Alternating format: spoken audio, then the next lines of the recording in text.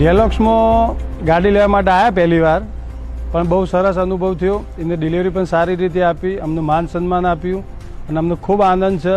કદાચ ફરીથી ગાડી લેવાની થશે તો ખોળાભાઈ થ્રુ અમે ગેલોક્સમાંથી ફરીથી ગાડી લઈશું.